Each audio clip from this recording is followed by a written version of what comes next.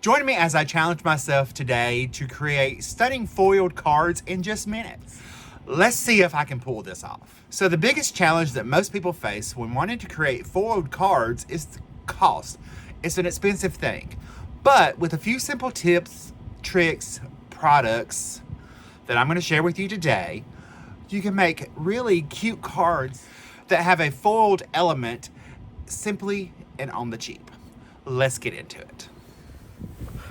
Alright, so one of the biggest challenges what people face when they're trying to create foiled cards is really the expense. Foil plates cost a lot of money. Glimmer machines cost a lot. I have one. I got it for Christmas. That's what I wanted. But also, not only does that cost, you have the expense of buying the press plates or the foiled plates, whichever one you like, because since you can hot foil with press plates, there's that. I did just get the mini Mink machine. We're going to use that today. I've got some flashcards from Pajama Crafter Stamps. We're going to do another technique using bonding powder and stamping it out after heat embossing. So I've already got one panel done, ready to go. So we're going to run that through. You can see the light just turned green, so it meant it was ready. And I am using deco foil, which is made for this type of machine. You don't want to use hot foil. That's for a hot foiling system. That's completely different. But there, I've got a beautiful sentiment right there. That's all nice and foiled using one of the flashcards. We'll go ahead and do one more. So I'm going to go ahead and tuck my card in, and then I'm going to go ahead and tuck my trimmed down piece of foil in there also.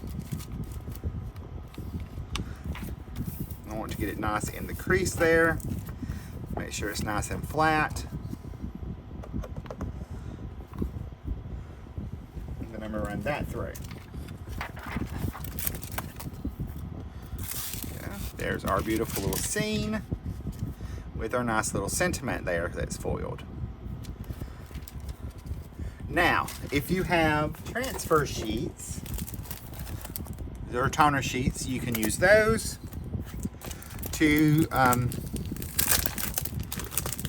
through with your foil extra pieces. So we're going over a few different techniques today.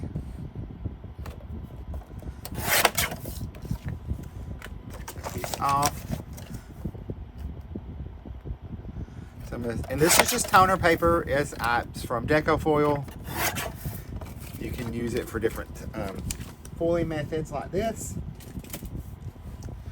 So we're just going to take that, and we're going to take our piece of extra foil that's left over, put on top, and then we'll take and put this inside our carrier sheet and run that through, and then we will be able to use our extra pieces. So we're just going to finish running this through. This is in as close to real time as I can get it. Get that out.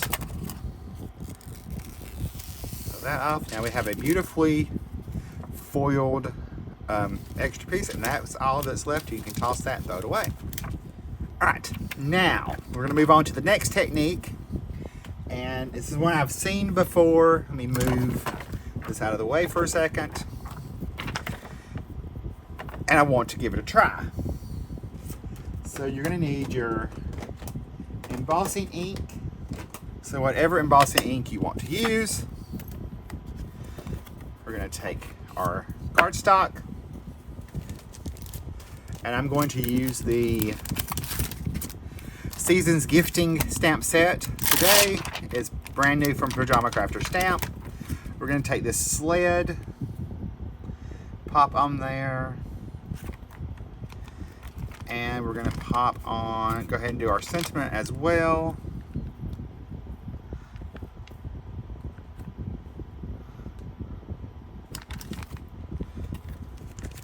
And let's see, I do think, if I remember correctly, I have to increase the heat on this.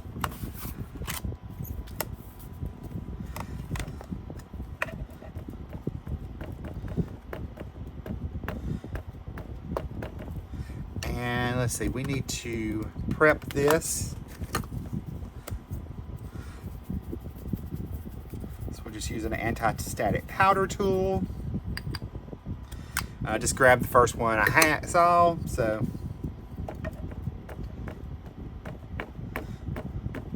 normally I would grab my cottontail blending brush or powder brush, but I have it somewhere else right now.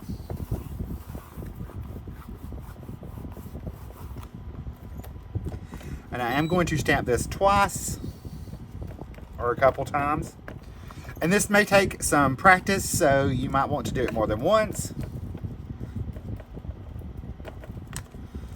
My ink pad's a little dry, so I don't use that one very often.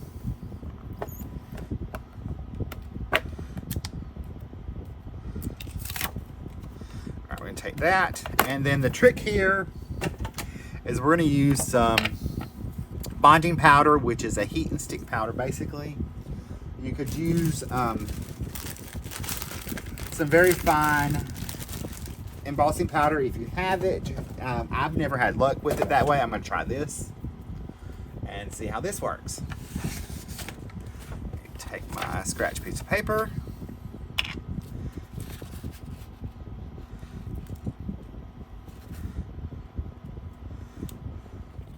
My bonding powder back in, and we will turn on our heat tool. While that's heating up, I should have already done this. You need a piece of foil. Get that out of the way. So now what you're going to do is you're going to melt the bonding powder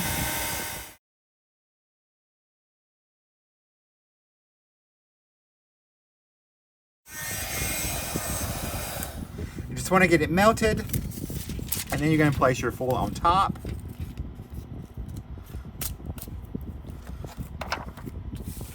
We are going to place this in our carrier sheet, and then I'm also going to place another piece of cardstock on top that's the same weight, and I will run that through my ink, and we will see how this works, if we have good results or not.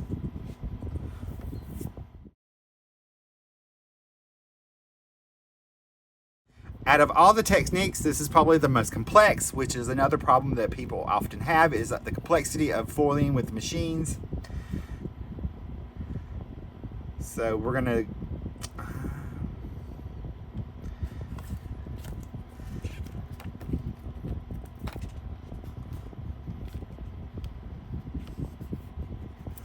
take a little sneaky peek, and it looks like I didn't get very good. Looks like I might have too much pressure. So we will end up doing this one more time to try it again. So I'm gonna go ahead and prep this cardstock one more time. Get that out of the way for a second. And because I had too much pressure, because that was 110-pound cardstock, it really pushed out the lines. So you have to be careful with the amount of pressure you have. So we're gonna try this again with a little lighter weight cardstock. There's my 80 pounds. Nina.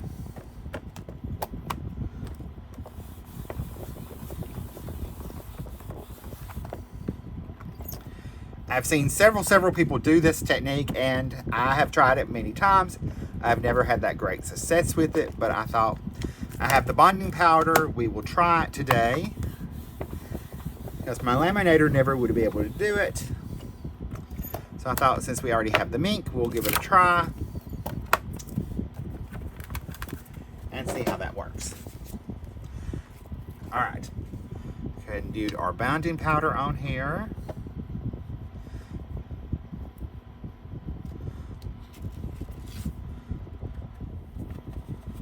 Funnel that back in. All right. Let's try this again. So we're going to go ahead and melt our bonding powder. All right.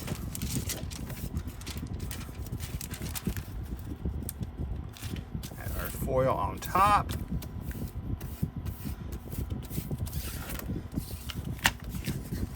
Put that in our carrier sheet.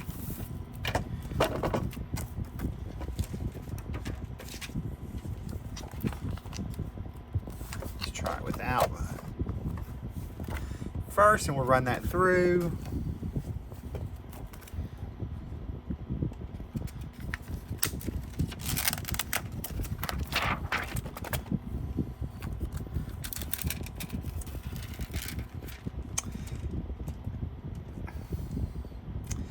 And we still got the same thing. So, do I think the technique worked? No, I don't.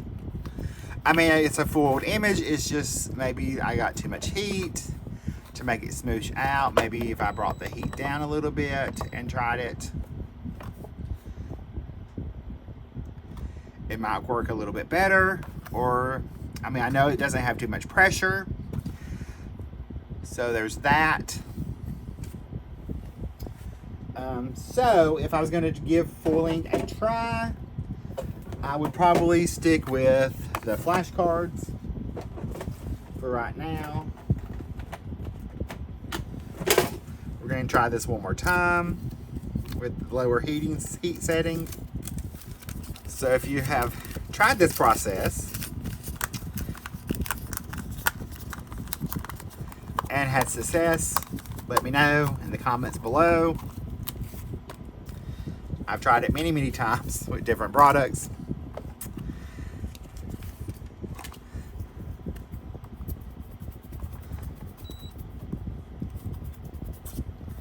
I think this time I probably just have too much heat, which is causing it to sploosh out.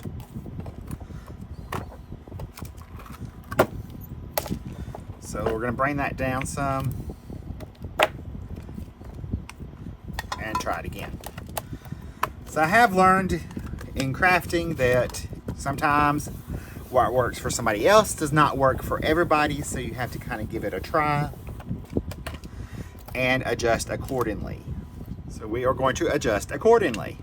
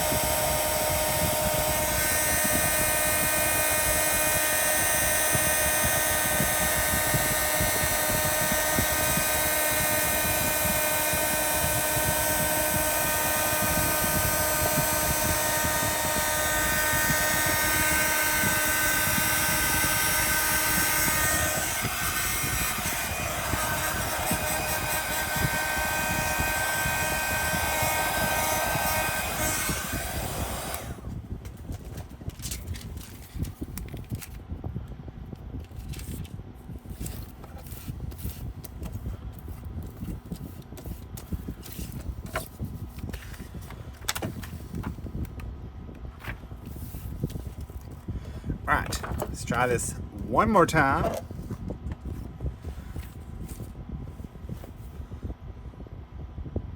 As we run that through.